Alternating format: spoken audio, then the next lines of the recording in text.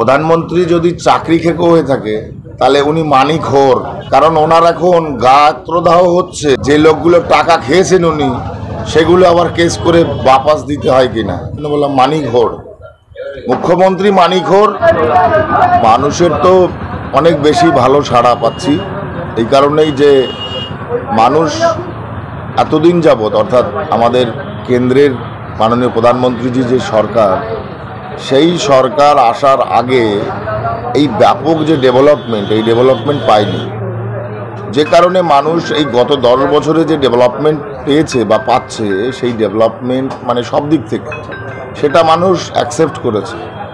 এবং অ্যাকসেপ্ট করার জন্যই ঘর থেকে মায়েরা বোনেরা বেরিয়ে আসছেন, বেরিয়ে এসে আমাদের র্যালিকে স্বাগতম জানাচ্ছেন।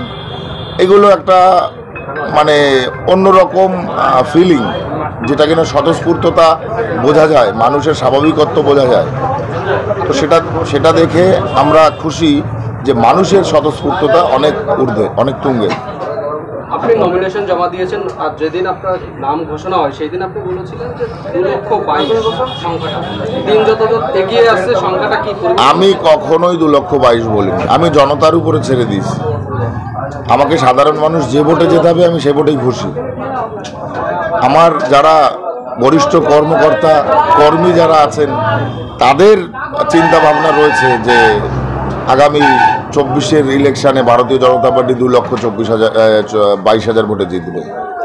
তো আশা করি, আমারও আশা থাকতেই পারে যে তাদের প্রতি আমাদের সমর্থন, আমার যারা বরিষ্ঠ কর্মকর্তা এবং সাধারণ যারা কর্মী আছে তাদের ইচ্ছা সার্থক হোক, সেটাই আমার চিন্তা।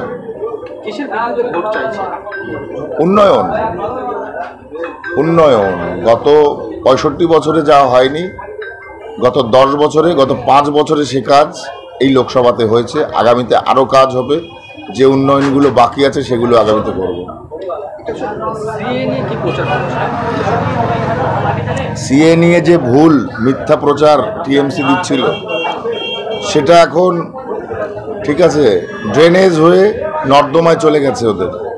কারণ সাধারণ মানুষ, যারা উদ্বাস্তু মানুষ, তারা জানে যে সিএটা কত জরুরি। তা না হলে তারা ডিআইবি ইনকোয়ারি, ডিআইবির passport inquiry, birth certificate inquiry, caste certificate ইনকোয়ারিতে তারা কিভাবে ভুগছে, ডিআইবির মাধ্যমে টাকা দিয়ে তাদের এই সমস্ত করতে হচ্ছে।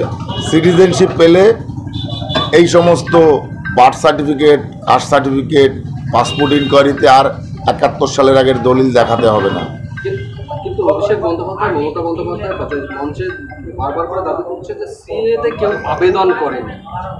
সিএতে আমরা আবেদন করেছি, আমি নই, আমাদের সম্প্রদায়ের মানুষরা আবেদন করেছে।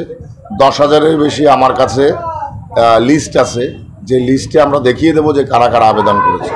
10,000-এর বেশি আবেদন করেছে? আমার জানা 10,000, এর বেশি তো অবশ্যই করেছে। যাদের চাকরি গেল, চাকরি যাওয়া নিয়ে মুখ্যমন্ত্রী মমতা বন্দ্যোপাধ্যায় গতকাল প্রধানমন্ত্রীকে চাকরি খেকো বলে আক্রমণ করেন। প্রধানমন্ত্রী যদি চাকরি খেকো হয়ে থাকে তাহলে উনি মানিকখোর।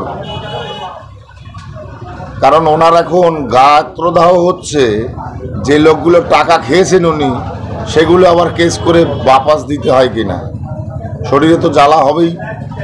চাকরি খেকো তো বলবেই, ঠিক আছে, কিন্তু টাকাখোর সেটার যে পদবি, আমি জানি না সে পদবি কোন পদবিতে দিলে ভালো লাগতো। তো আমি ডাইরেক্ট ওই জন্য বললাম মানিকখোর। মুখ্যমন্ত্রী মানিকখোর, এবং তার যারা এই টাকা তসরুপ করেছে, তসরুপে জেলে আছে, এর জন্য মুখ্যমন্ত্রীর সঙ্গে যুক্ত।